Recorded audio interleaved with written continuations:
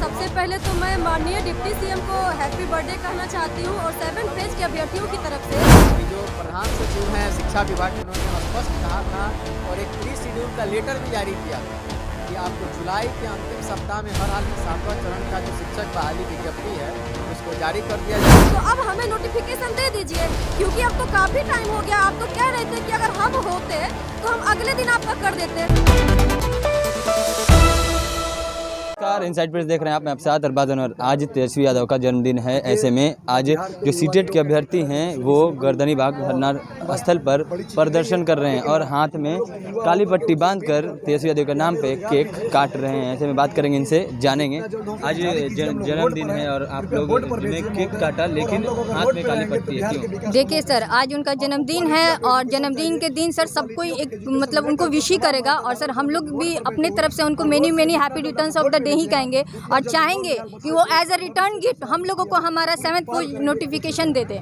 और ये इससे बड़ा सा रिटर्न गिफ्ट हम लोग के लिए कुछ नहीं होगा सर, क्योंकि हम लोग सर 3 साल से लगातार वेट कर रहे हैं। कितनी सारी बहालियाँ हो रही हैं, पेपर में आ रही हैं, बयानबाजी हो रहा है, लेकिन सर धरातल पर कोई काम नहीं हो रहा है। तो sir as a return gift उनसे मैं यही कहना चाहूँगी उनके बर्थडे के दिन कि आप हमें हमारा नोटिफिकेशन दीजिए। हम लोग कहना है कि शिक्षक जो हैं जो धरना पे नहीं बैठना चाहिए, आप लोग यहाँ धरना पे नहीं बैठना क्यों नहीं बैठना चाहिए सर? क्यों इंतजार करें? अब और कितना इंतजार करें? और उस पर उनका बयान आना कि थोड़ा इंतजार का मजा लीजिए, ये कितना औचित है सर? उनको बोलने से पहले ये तो सोचना चाहिए ना कि हम किनको बोल रहे हैं और क्या बोल रहे हैं। एटलीस्ट सर हम लोग वेल ट्रेंड, वेल स्किल्ड और वेल नॉलेजेबल पर्सन है सर, यहाँ पे आ रहे हैं और उन लोगों के लिए आप ऐसे शब्दों का प्रयोग कर रहे हैं कि थोड़ा इंतजार का मजा लीजिए। ये कहाँ तक सही है? आप ही बताइए सर।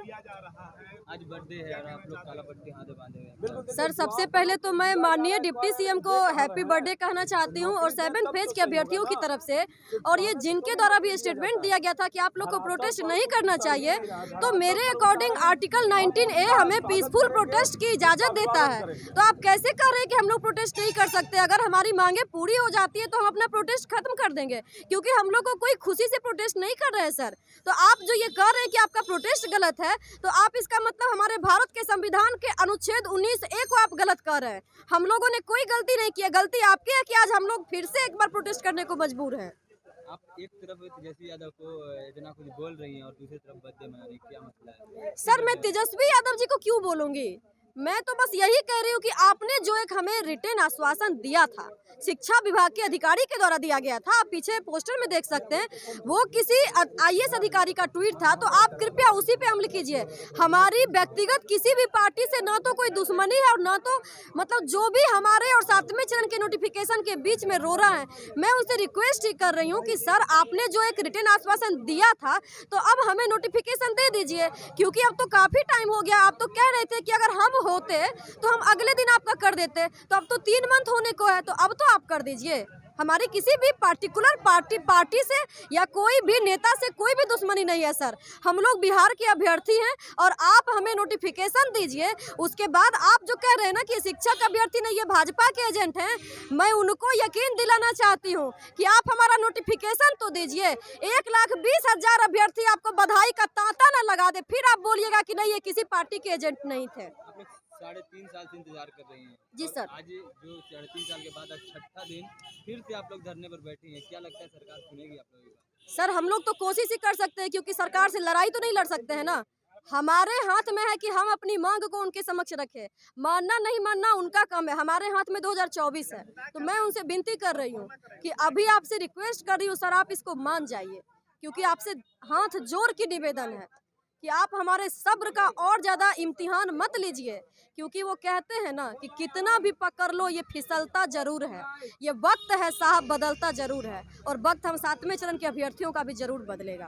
तो आपने सुना है, इनका साफ तौर पर कहना है कि ये कितना भी संभाल लो ये फिसलता ज़रूर है, ये वक्त है साहब, बदलता ज़रूर है।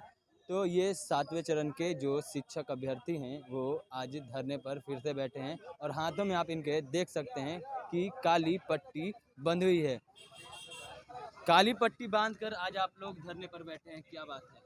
क्योंकि सर आज जो है हमारे माननीय उप मुख्यमंत्री तेजस्वी जी का जन्म दिवस है और पिछले हम लोग 6 दिनों से हम लोग यहाँ आंदोलन कर रहे हैं और सरकार सुधि तक लेने नहीं आ रही है, ना ही संज्ञान ले रही है। पिछले 4 सालों से सर हम लोग रोड पर भटक रहे हैं, लाखों शिक्षक रिक्ति रहने के बावजूद भी अभी तक शिक्षक बहाल नहीं कर रही है सरकार, और ग्राउंड लेवल पर पूरा उनका जो कार्य है पूरा उलट है। जो घोषणा करते हैं चुनाव के टाइम में जे 10 लाख का रोजगार देंगे, ये देंगे, लेकिन जब सत्ता में आ जाते हैं तो फिर बोलते हैं जो आप हमसे रोजगार मांगने क्यों आए हैं, आप केंद्र में जाके मोदी जी से मांगिए 16 करोड़, जो बोले थे कि सालाना 16 करोड़ रोजगार देंगे। तो सर हम जब बिहार सरकार का अहर्ता का पालन करते हैं, हम तो केंद्र में क्यों जाए सर। हम बिहार के शिक्षक बनने के लिए सर यहाँ पिछले 5 दिनों से आंदोलन कर रहे हैं, और सरकार जो है सर हम लोग को मतलब इतना निराशाजनक है ये सब। ये बताइए, ये डेमोक्रेसी है, और इसमें सर बताइए हम लोग, ये भी नहीं है कि नया पद को सृजन करना है। ऑलरेडी आपको 2,73,000 सीट वैकेंट है प्राइमरी में, उसके बावजूद भी सरकार हम लोग को बहाल नहीं कर रही है। कभी चुनाव के नाम पे, कभी केंद्रांश राशि के नाम पे हम लोग को भरमाया जाता है। शिक्षक अभ्यर्थी जो कि चाय की दुकान अभी खोले हैं, बिल्कुल बिल्कुल, तो उन्होंने साफ तौर पर कहा है कि आप अगर आप 10th में फेल हैं तो आप एक IAS ऑफिसर बन सकते हैं, लेकिन एक शिक्षक बिहार में नहीं बन सकते हैं। बिल्कुल बिल्कुल सर। अरे सर ये तो बिल्कुल सही बात आपने कही है। अभी तो स्थिति ये है हम लोग के समाज में, बताइए कोई भी चीज़ सर जीवन में समय से अच्छा लगता है। हम लोग को समय से नौकरी हो जाए, समय से शादी हो जाए, सामाजिक प्रतिष्ठा, हम लोग के एक सेटल जिसको कहा जाता है, जो आपको नौकरी लग गई, शादी हो गई, आप सेटल हो गए। अब बताइए यहाँ देखिए अधिकतम लोगों की उम्र सीमा 30 के पार है, उसके बावजूद भी अभी तक हम लोग को ना जॉब लगी है, और हम लोग अब दूसरे चीज़ के लिए योग्य भी नहीं है। क्योंकि सर कहने का मतलब है कि अगर शिक्षक नहीं बनेंगे, अगर हम लोग शिक्षक नहीं बनेंगे तो हम लोग अब क्या करेंगे सर बताइए। हम लोग को तब इतना पोटेंशियल भी नहीं है कि हम लोग कोई दूसरा कारोबार कर लेंगे, ना हमारे पास उतना आर्थिक शक्ति है। और हम क्या बताएं सर, अपना पर्सनल बता रहे हैं, हम चंपारण से आए हैं सर, और हमारे फादर हमें शिक्षक का सपना देखते देखते उनका देहांत हो गया। उसके बावजूद भी बताइए अभी तक हमारा शिक्षक चयन जो है अभी तक अंधकारमय है।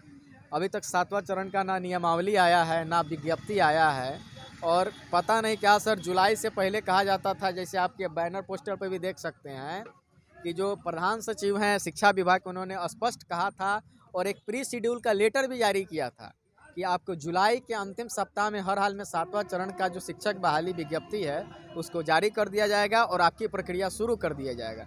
लेकिन अभी तक पटल पे कुछ नहीं है, केवल भ्रामक बातें हैं।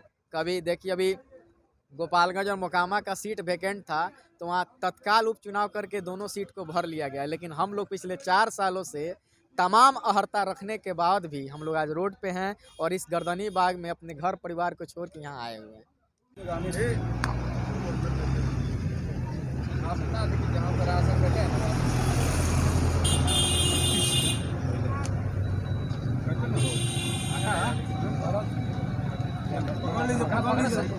Happy birthday to you. Happy birthday to you. Happy birthday to